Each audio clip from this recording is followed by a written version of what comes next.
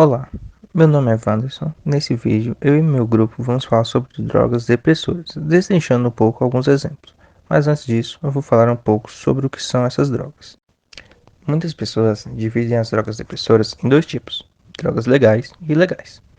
Nessa primeira categoria, as drogas legais são substâncias como sedativos e morfina, muito utilizadas em hospitais para aliviar dores agudas. Tanto essas drogas quanto outros tipos de sedativos, quando usados de acordo com a recomendação médica, possuem risco baixo. Mas não são todas as drogas legais que trazem esse risco baixo, como é o caso do álcool, que também se encaixa nessa categoria. No caso do álcool, além de poder trazer problemas físicos, ele pode afetar pessoas com uma predisposição para esse problema, além de atuar diretamente no humor do indivíduo, através do sistema nervoso. Ambas podem causar casos graves de dependência. Mas o segredo aqui é a dosagem, e muitas vezes é isso que as separa das drogas legais de serem benéficas e maléficas. Quando há equilíbrio em uma dosagem baixa, não há nenhum tipo de risco grave.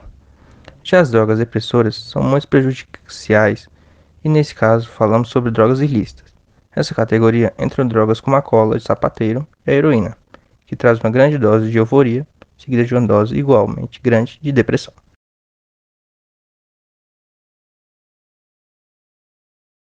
As drogas depressoras agem diminuindo a atividade do cérebro, deixando o indivíduo desligado.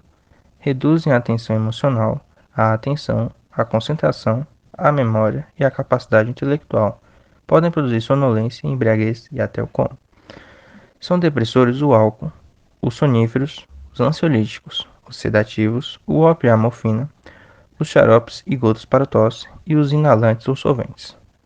Trata-se de agentes químicos que diminuem a função ou atividade de uma parte específica do corpo. O termo particular, usado para drogas psicoativas proposto por Jean Daly, corresponde à categoria analéptica. O álcool é o exemplo mais comum de um depressor, e talvez uma das primeiras substâncias utilizadas com essa função, seguida dos brometos, que são utilizados desde o século XIX. Também não se pode esquecer das plantas com efeitos calmantes, de uso tradicional, como maracujá, camomila, erva cidreira, entre outros. Muitos depressores, quando agem no sistema nervoso central, aumentam a atividade de um neurotransmissor particular, conhecido como ácido gama-aminobútrico. Esse ácido tem a tarefa de acalmar o sistema nervoso central e promover sono. Drogas que estimulam a atividade deste aminoácido produzem uma diminuição da função cerebral e um sentimento de sono ou tranquilidade, e assim geralmente são prescritos depressores para aliviar sintomas de ansiedade e insônia. Sistemas internos do corpo regulam a produção de ácido gama-aminobútrico, mas quando é dado um medicamento para estimular a ação do ácido, é possível que níveis altos dessa substância sejam induzidos, o que pode reduzir a velocidade de respiração e o ritmo do coração, podendo resultar em morte. As drogas depressoras requerem um período de adaptação. Tipicamente, efeitos colaterais iniciais incluem fala desarticulada, vertigem e perda de coordenação, em muitos aspectos semelhantes aos efeitos do álcool.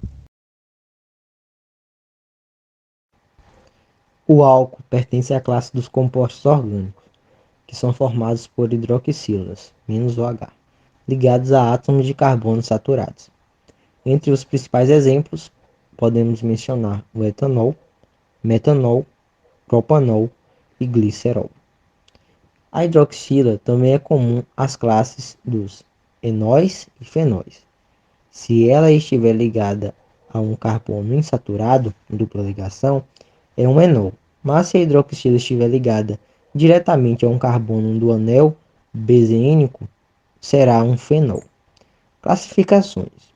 De acordo com ligações entre a hidroxila e o carbono, um álcool pode ser classificado como primário, hidroxila ligada a um átomo de carbono; secundário, hidroxila ligada a dois átomos de carbono; e terciário, hidroxilas ligada a três átomos de carbono.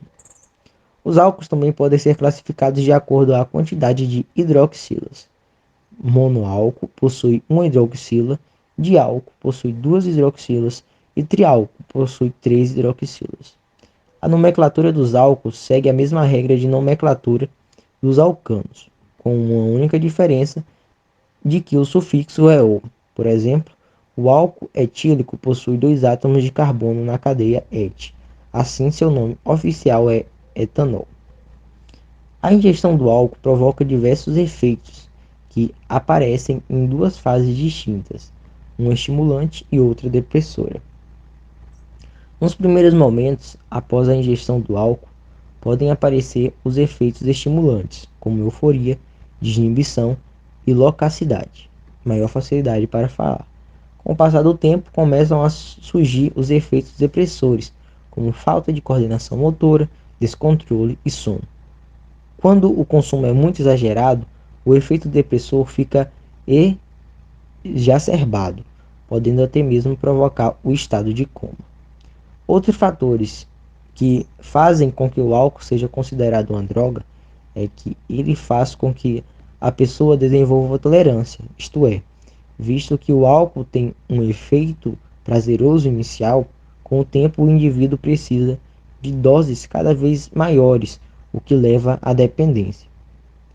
Quando o indivíduo dependente deixa de ingerir o álcool por um tempo, ele passa por uma síndrome de abstinência, que pode ser leve, com sintomas como tremor nas mãos, inquietação e distúrbio de sono, ou, de forma menos frequente, uma síndrome de abstinência severa, envolvendo tremores generalizados, agitação intensa e desorientação. O álcool é uma substância que deve ser evitada. É necessário que nos conscientizemos disso para que cada vez mais ocorra menos problemas para nós e para a nossa sociedade.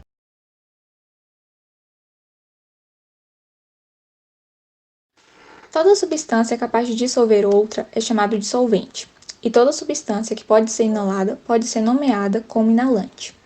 Muito se fala das duas como sinônimos, entretanto, é necessário lembrar que nem todo solvente pode ser inalado, e o exemplo disso é a água. Entre os solventes inalantes que fazem parte do nosso dia a dia, podemos citar os esmaltes, as colas, as tintas, a gasolina, os removedores e os vernizes. Eles são substâncias pertencentes ao grupo químico chamado de hidrocarbonetos, como o tolueno, o xilol, o N-hexano, o acetato de etila e o tricloroetileno. Eventualmente, essas substâncias podem ser aspiradas, e após isso, seus efeitos já podem ser sentidos no cérebro, levando em torno de 10 a 45 minutos. Assim que esse período passa, o indivíduo pode repetir esse mesmo processo para poder ter a sensação novamente. E os efeitos disso vão desde a estimulação até a depressão. E a repetição crônica desses atos pode provocar a destruição dos neurônios, causando diversas lesões irreversíveis no cérebro. Os solventes inalantes não agridem tanto outras partes do corpo, com exceção ao coração, que após a aspiração fica mais sensível à adrenalina. Todavia, eles também apresentam efeitos tóxicos quando aspirados cronicamente, levando a lesões da medula óssea, dos rins, do fígado e dos nervos periféricos, que controlam os músculos. Em aspectos mais gerais, a dependência entre os que usam eles é comum notar os componentes psíquicos da dependência, como o desejo de usar a substância, a perda de outros interesses que não seja ela, e também a síndrome de abstinência, que, embora de pouca intensidade, está presente na interrupção abrupta do uso dessas drogas, sendo comum a ansiedade, a agitação, tremores, câimbras nas pernas e também insônia. Alguns outros exemplos de solventes inalantes são lança-perfume, que é a base de cloreto de etila e tem proibida sua fabricação no Brasil, e também o cheirinho, ou loló, também conhecido como cheirinho de loló, que é preparado clandestinamente à base de clorofórmio mais éter.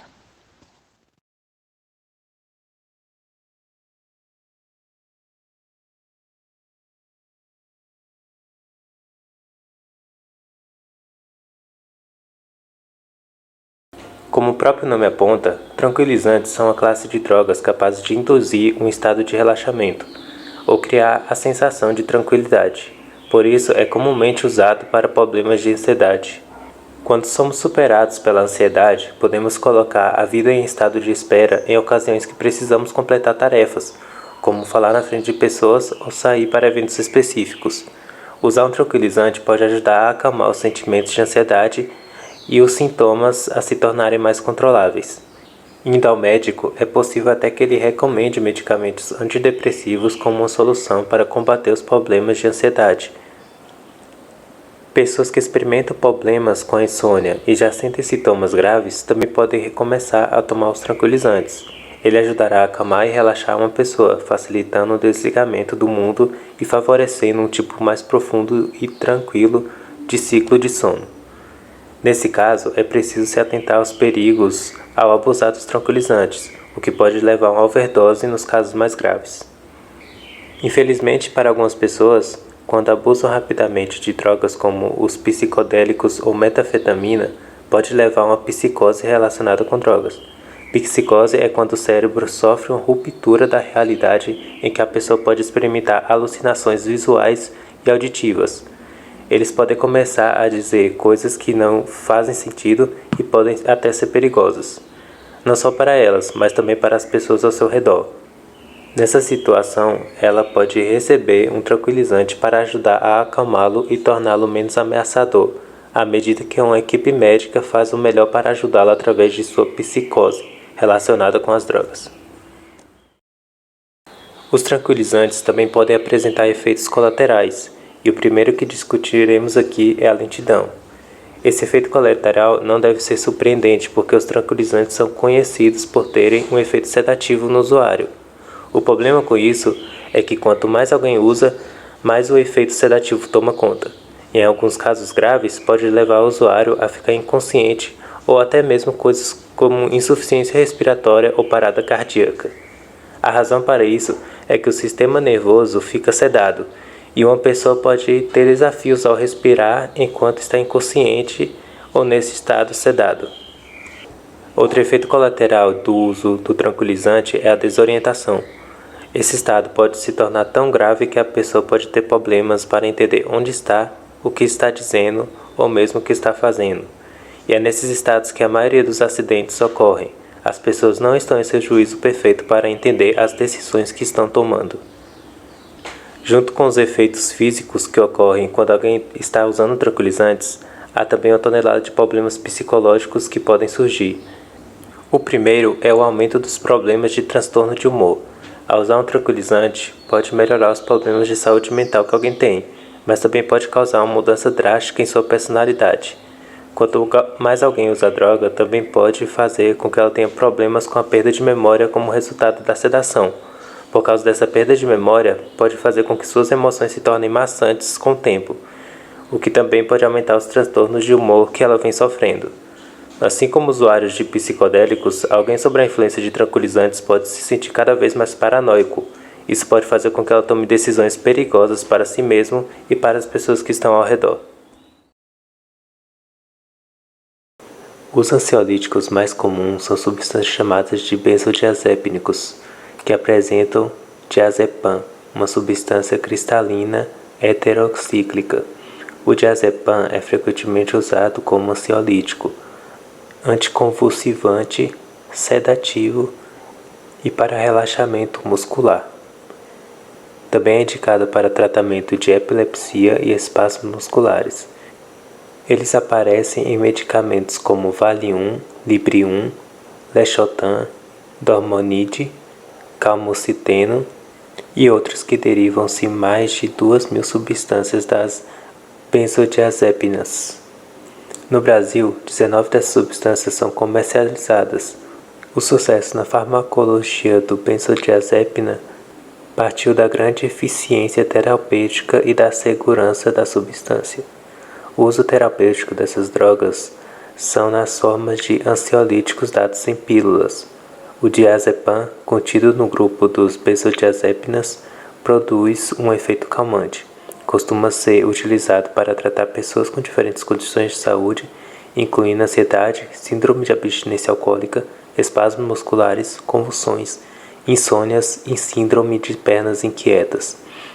Também é utilizado antes de certos procedimentos clínicos ou exames, como a endoscopia e tomografia, e antes de procedimentos cirúrgicos.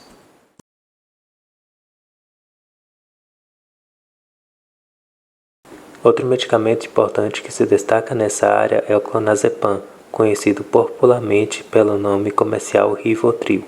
O clonazepam é um medicamento ansiolítico que faz parte do grupo dos benzodiazepínicos.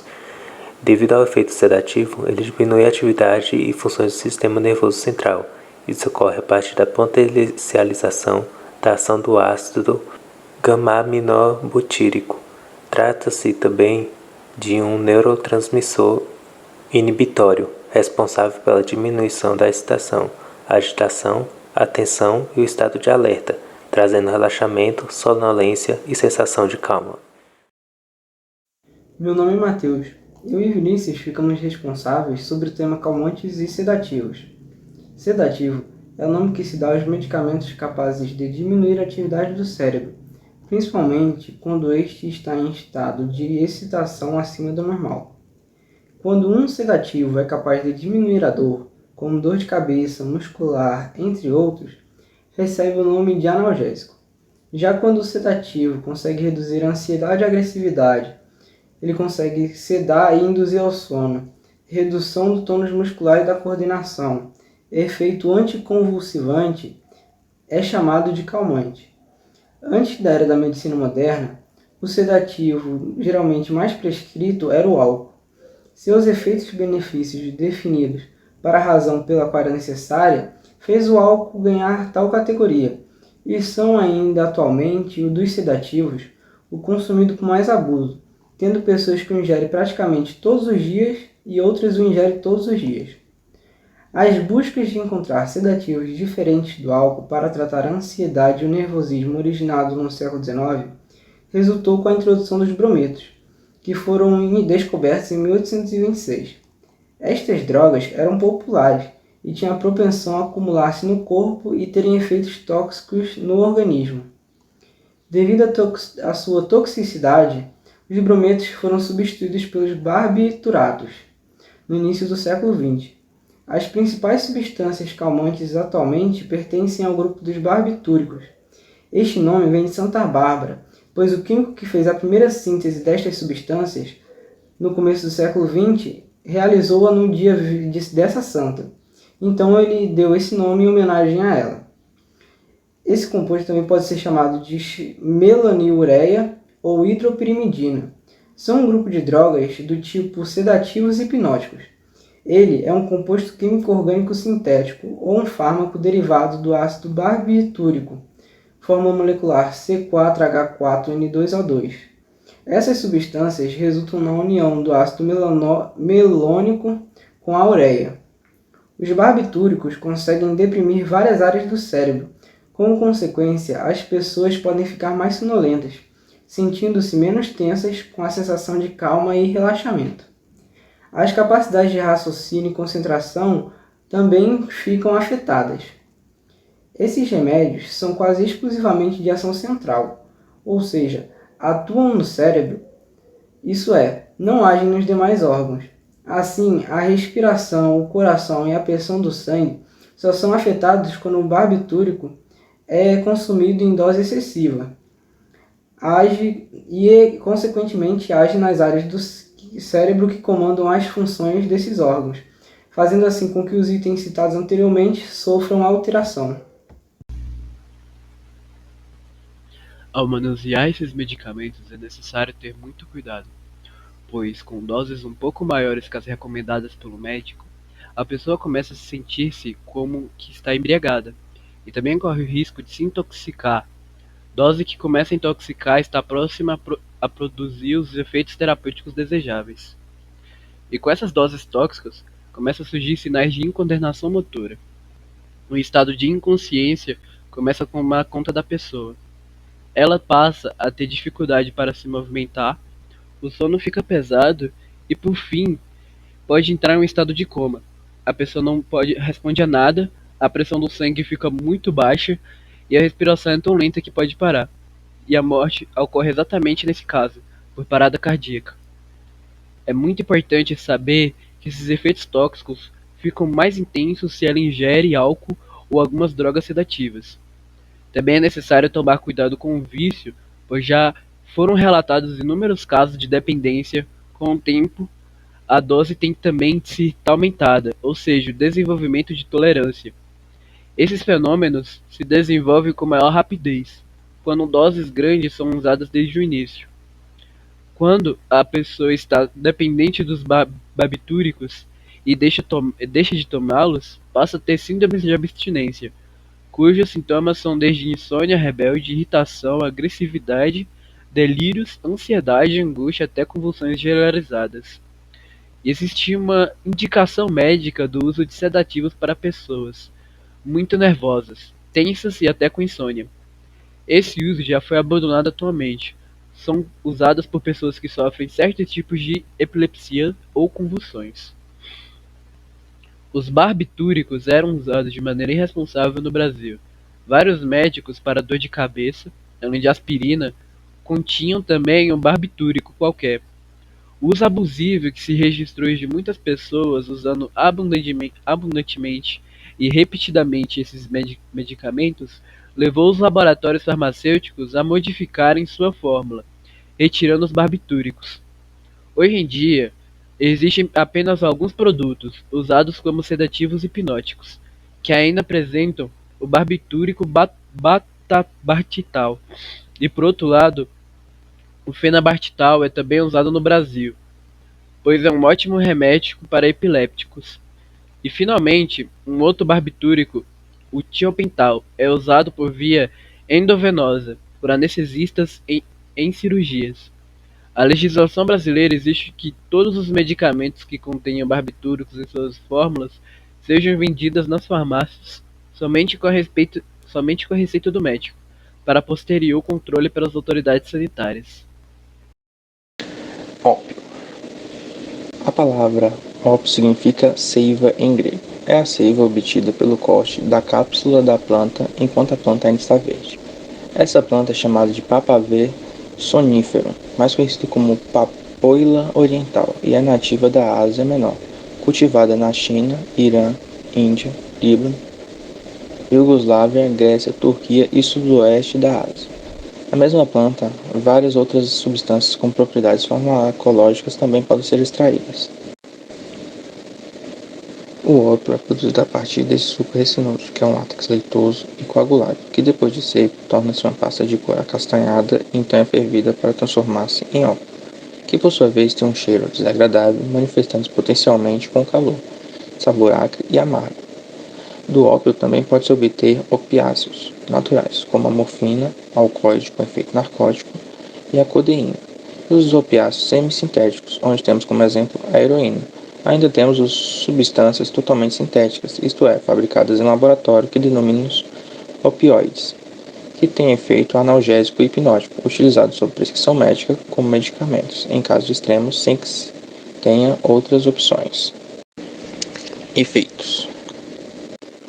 De modo geral, todos os opiáceos e opioides são depressores do sistema nervoso central, ou seja, diminuem seu funcionamento, produzindo uma hipnose e uma analgesia, mas então diretamente relacionado às doses administradas, pois quando utilizados em doses maiores do que a terapêutica, podem deprimir algumas outras regiões cerebrais, como por exemplo a frequência cardíaca, a respiração, pressão sanguínea, etc.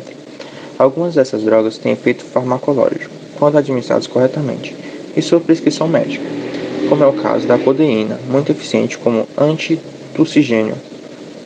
No caso do uso de substâncias ilícitas ou sem indicação médica, flagra-se que chamamos de abuso, onde o indivíduo estará sujeito a ações indiscriminadas e imprevisíveis da droga. Os efeitos físicos são vômitos, náuseas, ansiedade, tontura, falta de ar, contração acentuada da pupila dos olhos, paralisia do estômago, prisão de ventre, palidez, perda de peso, membros pesados, queda de pressão arterial, alteração da frequência cardíaca e respiratória, podendo chegar à cinose. Com o uso crônico poderá ocorrer intensidade de alguns sintomas, tais como má digestão e prisão de ventre crônica e problemas de visão devido à miose. Os efeitos psíquicos de uso a longo prazo é a diminuição da atividade cerebral, podendo causar deterioração intelectual, irritabilidade crescente, apatia, mente letárgica, indisposição, declínio dos hábitos sociais, diminuição da capacidade de vigília, alteração do senso de dor e causa de depressão geral no cérebro, ocasionando uma perda do controle com a realidade e mente sem rumo.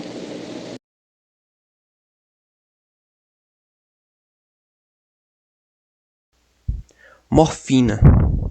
A morfina é um fármaco de alto poder analgésico usado para aliviar dores severas. Como apresentado anteriormente, o ópio era largamente utilizado pelos médicos do século XIX, o que gerou curiosidade em um assistente de farmácia autodidata chamado de Adam Serturner. Interessado pelas propriedades do ópio, ele realizou uma série de experimentos e conseguiu isolar um alcaloide a partir da resina da papoula. O farmacêutico verificou posteriormente que o ópio sem o alcaloide não apresentava efeitos em animais, mas que o alcaloide sozinho era 10 vezes mais poderoso que o ópio processado.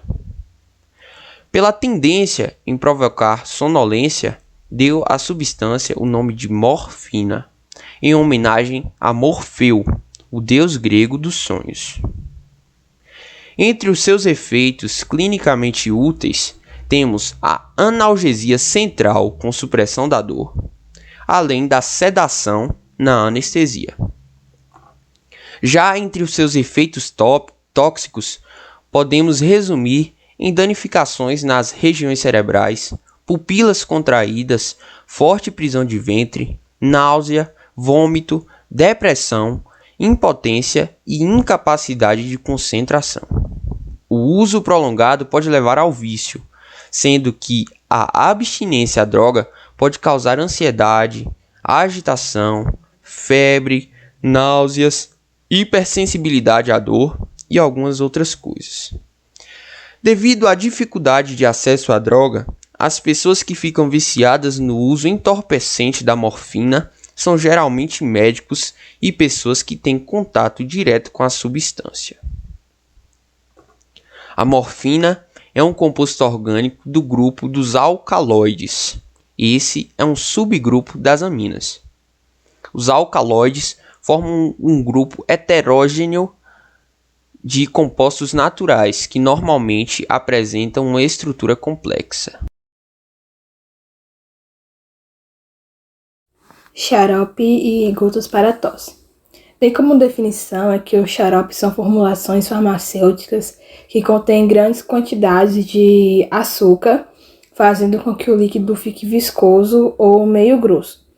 Nesse veículo ou nesse líquido, coloca-se a substância medicamentosa que vai trazer o efeito benéfico desejado para o médico que receitou.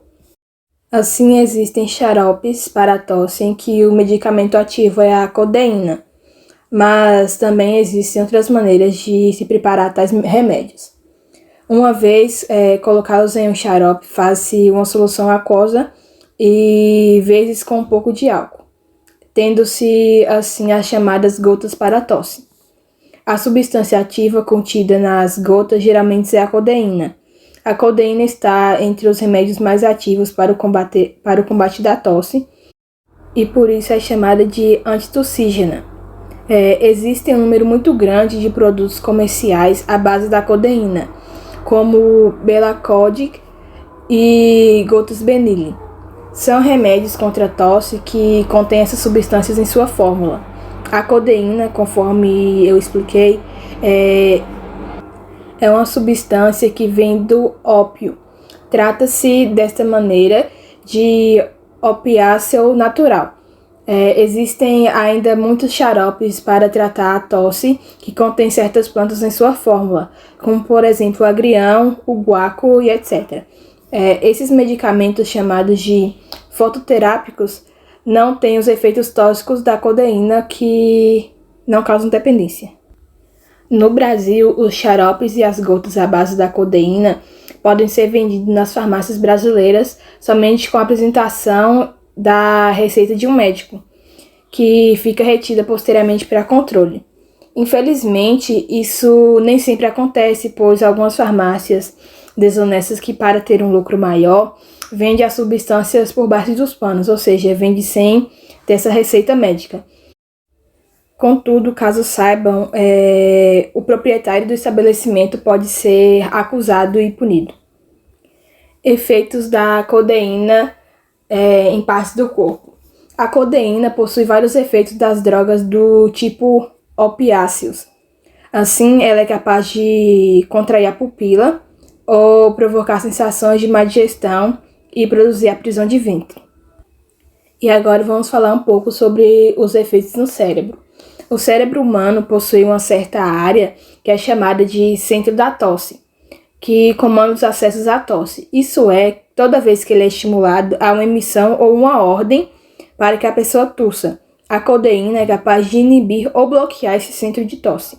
Assim, mesmo que haja um estímulo para ativá-lo, o centro de tosse está sendo bloqueado pela droga, então ele não reage, ou seja, não dá mais a ordem para que a pessoa tussa e a tosse que vinha ocorrendo vai deixando de existir.